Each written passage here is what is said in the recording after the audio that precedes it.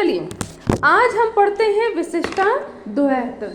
ठीक है, विशिष्टाद्वैत भी दर्शन की एक शाखा है। इसके पहले हम लोग अद्वैतवाद पढ़े और द्वैतवाद भी पढ़े। हालांकि विशिष्टाद्वैत द्वैतवाद के पहले आता है। ठीक है, लेकिन मैंने आपको द्वैतवाद को समझाने के लिए विशिष्टाद्वैत को बाद में हम पढ़ा रहे हैं। ठीक है, तो अब यहाँ पर देखते हैं विशिष्टाद्वैत की जब हम बात करते हैं तो दो चीजें आप इसमें याद रखिए। पहला तो इनके प्रवर्तक कौन थे, तो प्रवर्तक कौन थे? रामानुजाचार्य। ठीक है, रामानुजाचार्य।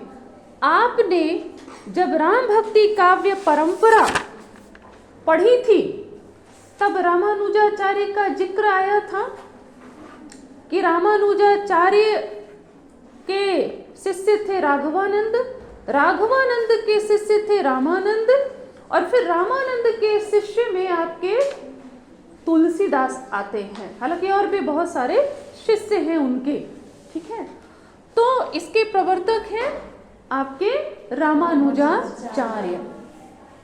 एक और बात यह है कि इसे विशिष्टाद्वैत भी कहते हैं और साथ में इसे श्री संप्रदाय भी कहते हैं।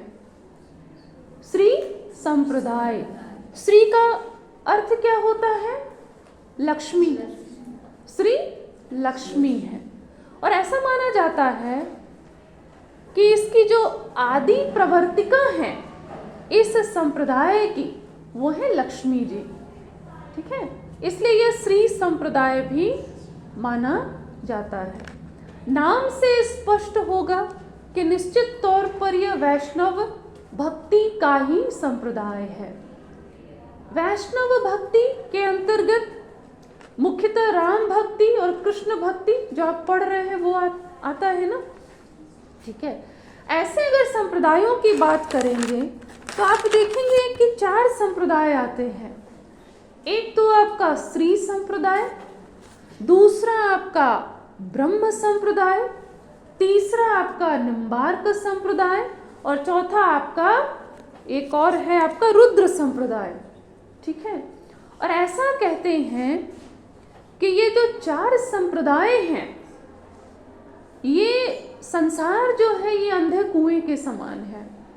संसार अंधा कुआं है, अज्ञानता से भरा हुआ है और ये जो 4 संप्रदाय हैं ये 4 रस्सियां हैं। जैसे कुएं से बाहर निकलने के लिए रस्सी दी जाती है ना, वैसे ही इस जगत से, जिसे कहते हैं कि संसार में दुख है ना, और अज्ञानता है, और इससे निकलने का उपाय क्या है? ये 4 रस्सियां, ये 4 संप्रदाय। ठीक है, श्री संप्रदाय, ब्रह्म संप्रदाय, निम्बार्क संप्रदाय और रुद्र संप्रदाय। निम्बार्क को आपका हंस संप्रदाय भी कहते हैं, कुमार संप्रदाय भी कहते हैं। ठीक है, मैं ऐसे जो बताते जाती हूँ ना आप उसको गूगल पे सर्च करिए, इसीलिए बताते हैं। ना हो तो नोट कर लीजिए छोटे में एकदम। कुमार संप्रदाय, हंस संप्रदाय, श्री संप्रदाय, ब्रह्म संप्रदाय, घर जा करके उसको खोजिए, गूगल पर सर्च कीजिए। ठीक, तब आपको पता लगेगा अच्छा ये क्या है, ये क्या है, समझ रहे हैं ना। तो ये 4 संप्रदाय मैंने आपको बताया था उस दिन द्वैतवाद, वो आपका है ब्रह्म संप्रदाय। ठीक है, और आज जो पढ़ा रहे हैं ये आपका है श्री संप्रदाय। ठीक है, श्री संप्रदाय। अब यहाँ पर विशिष्टाद्वैत शब्द की बात करते हैं। विशिष्टाद्वैत इस शब्द को अगर हम तोड़ते हैं तो क्या 2 शब्द मिलते हैं ना हमें, विशिष्ट और अद्वैत। ठीक है, विशिष्ट और अद्वैत। कहने का मतलब यह है कि शंकराचार्य ने जो अद्वैत मत दिया उसकी इन्होंने नए ढंग से व्याख्या की। ये मानते हैं कि अद्वैत है लेकिन उस अर्थ में नहीं है जिस अर्थ में शंकराचार्य ने बताया है। ये दूसरे अर्थ में अद्वैत है। जीव और ब्रह्म अद्वैत हैं, लेकिन दूसरे अर्थ में है। ऐसा नहीं है कि ब्रह्म सत्य है और जीव और जगत झूठ है। ये विशिष्ट अद्वैत के संदर्भ में इसको बताते हैं और इसे समझने के लिए इसे इस प्रकार से उदाहरण से समझाते हैं। ठीक है, पहला तो विशिष्ट, आप ये पढ़ते होंगे निर्गुण ब्रह्म में उपाधि से रहित हैं, गुणों से रहित हैं। पढ़ा है ना? उपाधि नहीं है, गुण नहीं है। लेकिन जब हम भक्ति की बात करते हैं तो ईश्वर में गुण देखते हैं ना। हम कहते हैं ना कि कृपालु हैं, दयालु हैं, कहते हैं कि नहीं कहते हैं? अब यहां पर इसे देखिए कि विशिष्ट अद्वैत यह मानता है कि तीन चीजें जो हैं, पहला ब्रह्म, दूसरा चित्त, तीसरा अचित्त। ठीक है, ब्रह्म क्या है? ईश्वर। चित्त क्या है? चेतन, हम सचेतन प्राणी जितने हैं। ठीक है, और अचित्त क्या है? जो अचेतन है, जड़ प्रकृति। जड़ प्रकृति सब तो पढ़ते ना, सजीव और निर्जीव जितने भी पदार्थ हैं आप पढ़ते हैं कि या तो सजीव है नहीं तो निर्जीव है। मनुष्य सजीव है, पत्थर निर्जीव है, ऐसा पढ़ते हैं ना। तो एक चित्त एक अचित्त। और विशिष्ट अद्वैत यह कहता है कि यह जो जड़ और चेतन यानी चित्त और अचित्त जो हैं, जितने भी सजीव और निर्जीव पदार्थ जो हैं, ये सब कहां से उत्पन्न हुए हैं? ब्रह्म से उत्पन्न हुए हैं। इसलिए ये ब्रह्म के विशिष्ट रूप हैं। ब्रह्म के विशिष्ट रूप हैं, ये झूठ नहीं है। न सजीव के रूप में चित्त झूठ है, न निर्जीव के रूप में अचित्त झूठ है। सब सत्य हैं, क्योंकि ब्रह्म से उत्पन्न हुए हैं। यानी ब्रह्म भी सत्य है, चित्त भी सत्य है, अचित्त भी सत्य है। ये समझ गए ना? और चूंकि जो चित्त और अचित्त हैं, जो जगत और जीव हैं, ये ब्रह्म के ही विशिष्ट रूप हैं। इसीलिए हम कहते हैं कि ये विशिष्ट तौर पर अद्वैत हैं, क्योंकि उन्हीं के रूप है ना। तो कहते हैं कि ये विशिष्ट तौर पर अद्वैत है। खंडन किया ना, शंकराचार्य का खंडन हो गया। उन्होंने तो काम झूठ है, उन्होंने तो कहा संसार में जितनी चीजें हैं, पेड़ पौधे पत्थर पहाड़ सब झूठ है। लेकिन नहीं, इससे तो सब सच हो गया। समझ रहे हैं ना इस बात को? झूठ नहीं है, सत्य है और विशिष्ट तौर पर सत्य है। इसलिए ये कैसा अद्वैत है? विशिष्ट अद्वैत है। समझा पाएंगे आप? कुछ हद तक पढ़ेंगे तो क्लियर हो जाएगा। कुछ तो समझ रहे हैं ना? चलिए, कोशिश करेंगे तो सब समझेंगे। विशिष्ट अद्वैत है। चलिए, अब इसे एक उदाहरण से हम समझते हैं। ठीक है, हम उदाहरण से समझते हैं इसे। एक इनके गुरु थे। ठीक है, ऐसा कहानियां बहुत सारी है। अब सच्चाई क्या है वो तो हमें नहीं मालूम।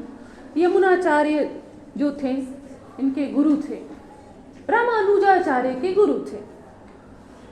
और उस समय शंकर का जो अद्वैत था, शंकराचार्य का, वो बहुत प्रसिद्ध था।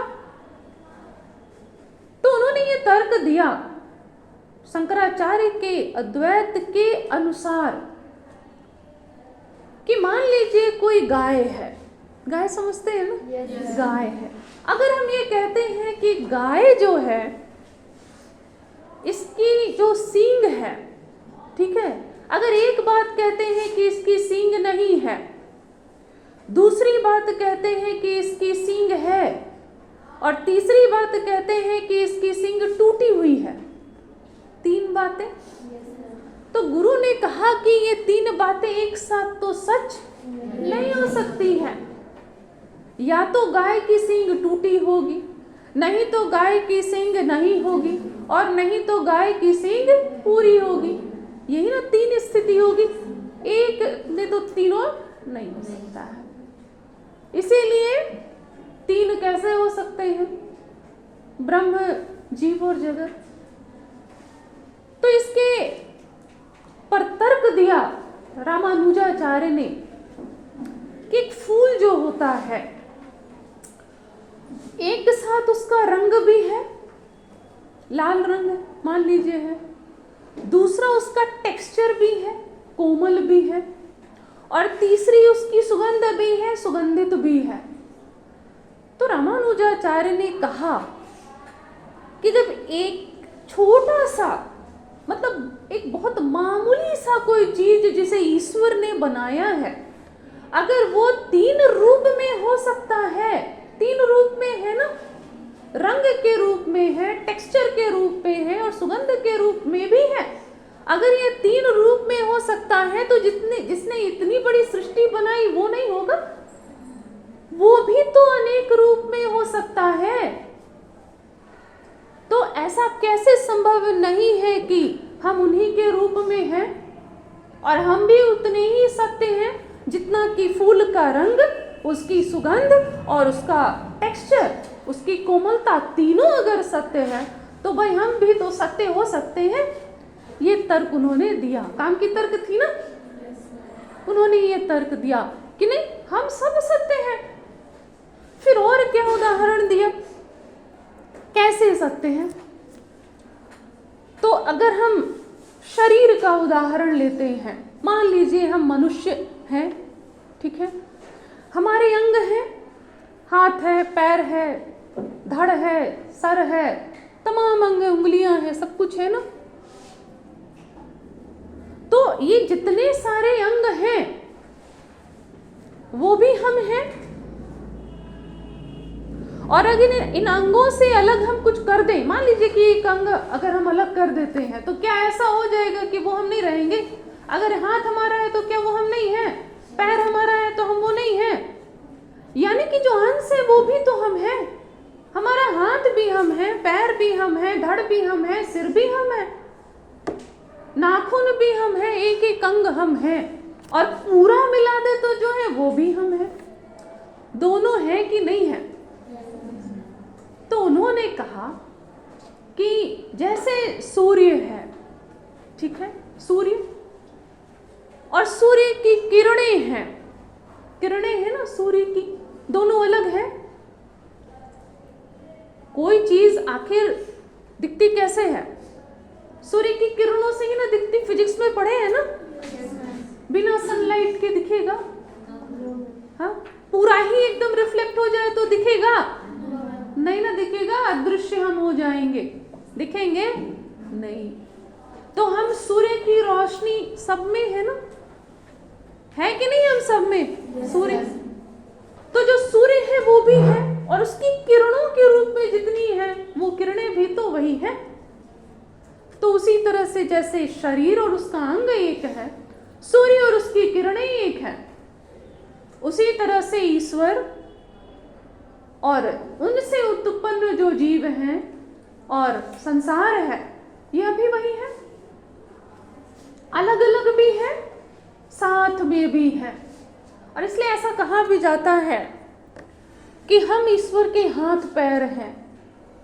कहते हैं कर्मवादी, हम कौन हैं?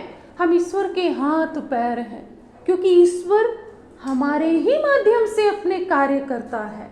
कहते ना ईश्वर का ही कार्य करने के लिए, हाँ, ईश्वर की इच्छा से ही मैं तुम्हारी मदद करूं। क्यों? क्योंकि ईश्वर खुद तो शरीर रूप में अब तो नहीं आते हैं, पहले अवतार लिए थे, शायद अभी घबराते होंगे, ठीक है ना। तो लेकिन ये है कि नहीं, हम ही ना उनके हाथ पैर हैं, तो उस रूप में भी समझिए तो हम अलग तो होकर भी एक है, अलग भी है, एक भी है। समझ रहे ना, अलग भी है और एक भी है। अब एक और उदाहरण से समझाते हैं। मान लीजिए कि आपको सरसों का तेल निकालना है, तेल आपको निकालना है, किससे निकालेंगे? सरसों से। सरसों पेरेंगे तब ना, पानी को पेर दीजिए निकलेगा तेल? क्यों भाई? दोनों तो पदार्थ है, क्योंकि सरसों में तेल पहले से मौजूद है। सरसों कारण है, सरसों कारण है, तेल उसका कार्य है। समझे ना? कारण अगर सत्य है तो कार्य भी सत्य हो रहा है ना। और कार्य पहले से ही कारण में है, तेल पहले से ही सरसों में है तब निकलता है। पानी में पहले से तेल नहीं है तो नहीं निकलेगा। निकलेगा? कितना भी कर लीजिए नहीं निकलेगा। तो ब्रह्म में हम हैं तब तो प्रकट होते हैं, न रहे तो कैसे प्रकट होंगे? होंगे तो कैसे झूठ है बताइए? जब तक सरसों था, तेल नहीं निकला था, तब तक तो अज्ञानता है, तो कहेंगे तेल नाम की कोई चीज नहीं होती है, तेल तो झूठा है। देख नहीं रहे, छू नहीं सकते, सूंघ नहीं सकते, पता नहीं। लेकिन जब पेर दिया गया उसे, है ना, तो तेल आ गया। तो ये तो हमारी अज्ञानता थी ना कि हम कह रहे थे झूठ है, झूठ है, झूठ है। तो कह देने से सिर्फ ये नहीं होगा ना कि ये झूठ है, जीव झूठ है, ब्रह्म झूठ है। अगर ईश्वर से हम उत्पन्न हैं तो निश्चित तौर पर हम वहां पर थे तब ना। समझ रहे मेरी बात को? इसीलिए विशिष्टाद्वैत यह कहता है कि झूठ नहीं है संसार, झूठ नहीं है जीव, हम विशिष्ट तौर पर एक हैं। जैसे शरीर और उसके अंग एक होते हैं, जैसे सूर्य और उसकी किरणें एक होती हैं। समझ रहे हैं ना? उसी तरह से हम भी ईश्वर के साथ विशिष्ट तौर पर जुड़े हुए हैं। ये बात समझ में आई आपको? समझा पाए हम? चलिए, अब एक और चीज यह है, एक और चीज इसमें समझाते हैं आपको, अगर समझ पा रहे हैं ना? ठीक है, पेड़ का उदाहरण अगर हम लेते हैं, मान लीजिए पेड़ का एक उदाहरण, मैं इसलिए उदाहरण से समझाती हूँ क्योंकि उदाहरण से ही गंभीर बातों को समझाया जा सकता है, जितने उदाहरण दे सके। समझे? तो यहाँ पर देखिए, अगर वृक्ष की बात करते हैं, एक पेड़ है, आप कहेंगे ये पेड़ है, लेकिन क्या वृक्ष की शाखाएं पेड़ नहीं है? वो भी तो आप कहेंगे पेड़, पेड़ में है ना जी, फूल, फल, तना, पत्ता सब पेड़ में है ना। अलग अलग भी और एक साथ भी, अलग तो नहीं हो जाएगा? और सबको अगर अलग अलग कर दे तो कुछ बचेगा? बोलिए, पेड़ बचेगा? अगर हम सबको अलग कर दें, ऐसी कोई कहीं बहुत पहले कुछ पढ़ा था, मुझे याद नहीं आ रहा, कुमारिल भट्ट के संदर्भ में या कुछ इसी तरह की कोई बात थी, तो वो रथ लेकर के गए थे। ठीक है, मुझे एकदम हम भूल रहे हैं, रथ लेकर के गए थे और वही अद्वैत के विरोध में, और उन्होंने कहा कि ठीक है रथ है। अब अगले दिन उन्होंने क्या किया कि रथ का एक एक पार्ट जो है सब अलग करके हटा दिया। अब कहा कि बताइए क्या बच रहा है? कुछ नहीं। अगर सारे पार्ट को अलग अलग रख देंगे तब भी वो रथ रहेगा? नहीं। हम उसको जोड़ देंगे तब ना वो बनेगा। बात समझ रहे हैं? तो ये चीजें इसमें है, पेड़ के साथ भी ये बात होती है। एक और चीज इसमें ये है कि अगर आप देखें अंतर किस किस तरीके से होता है, फिर वही सिद्धांत कि ब्रह्म जीव और जगत तीनों अलग अलग है कि एक है, यही वाला मसला है ना।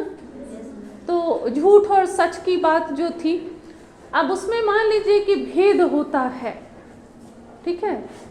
तो यहाँ पर शंकराचार्य ने तो कहा कोई अंतर नहीं है ही नहीं, अस्तित्व ही नहीं है, जीव कुछ नहीं है, संसार कुछ नहीं है तो सिर्फ एकमात्र है, अहम ब्रह्मास्मि, है ना। कहता है कि एको ब्रह्म द्वितीयो नास्ति, अहम ब्रह्मास्मि अहम ब्रह्मास्मि, ये एक ही ब्रह्म है, दूसरा कुछ नहीं है, मैं ही ब्रह्म हूँ, मैं ही ब्रह्म हूँ, बाकी सब झूठ है। अब यहाँ पर देखिए 3 तरह से भेद होते हैं ना। पहला तो भेद होता है स्वजातीय भेद, स्वजातीय भेद होता है। स्वजातीय भेद कैसे होगा? मान लीजिए कि पेड़ है, ठीक है, सारे पेड़ को आप पेड़ कहेंगे ना, जातिवाचक संज्ञा में पेड़ कहते हैं, जातिवाचक संज्ञा में सब पेड़ आ जाते हैं ना। लेकिन उसके भीतर फिर भेद होता है, आम, केला, संतरा, शीशम, शाल, जितने पेड़ हैं, भेद हो गया। 2 मिनट और 1 मिनट। दूसरा विजातीय भेद, विजातीय भेद में अगर हम कहें कि पेड़ अलग है और मान लीजिए पहाड़ अलग है, 2 अलग अलग चीज हो गई ना, विजातीय भेद। और तीसरा चीज होता है स्वभेद, अपने भीतर ही भेद होता है। भेद होता है कि नहीं?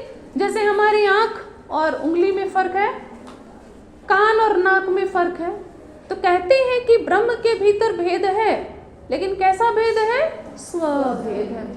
समझ रहे ना? और हम इसी तरह से हम और जीव जो हैं अलग हैं। समझ में आई बात? कुछ ना समझ में आए तो पूछिए।